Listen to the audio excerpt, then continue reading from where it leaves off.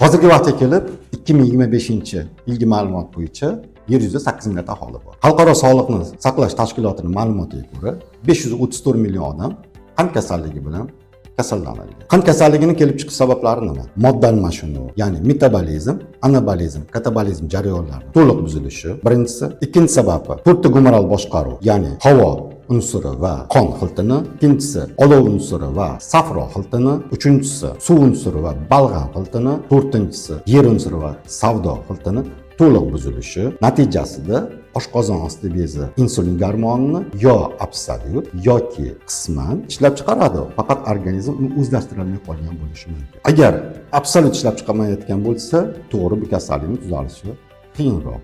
Lekin balkim sizda oshqozon osti bezi ishlayapti, insulin gormoni ishlayapti, lekin qisman ajratayotgan bo'lishi mumkin. Buning uchun nima qilish kerak? Buning uchun oshqozon osti bezi faoliyatini kuchaytirish kerak. Buni kuchaytirishning yo'li oltin tomir nastoykasi. Oltin tomir nastoykasi oshqozon osti bezi faoliyatini kuchaytirib, insulin gormonini ajralishini kuchaytirib beradi. Organizmda modda almashinuv jarayonini tartibga keltirish kerak. Birinchi o'rinda metabolizm jarayoni. Buning uchun C energiyasi nastoykasi iste'mol qilinadi. Undan keyingisi anabolizm jarayoni tartibga keltiriladi. Buning uchun in energiyasi nastoykasi iste'mol qilinadi. Uchinchisi katabolizm jarayoni, ya'ni energiyasi. Mana shu 3 ta jarayon tartibga keltirish kerak birinchi o'rinda. Shunda organizm yaxshi faoliyat ko'rsatishni boshlaydi. Ikkinchi o'rinda 4 ta xiltlar tartibga keltiriladi, ya'ni havo unsuri va qon xilti, olov unsuri va safro xilti, suv unsuri va balg'am xilti, yer unsuri va savdo xilti. Bu ikkalasi tartibga keltirilgandan so'ng shular bilan baravar jarayonda qand kasalligini nastoykasi iste'mol qilinadi.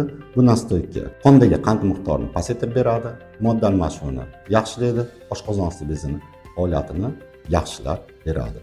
Va boya aytganimizdagi oshqozon osti bezini insulin gormoni ishlab chiqarish uchun oltin tomir nastoykasi. Agar sizda yoki yaqinlaringizda qand kasalligi bo'lsa va siz bunga davo topa olmayotgan bo'lsangiz, qadimgi sirli tabobatga murojaat qiling, albatta yordam beramiz.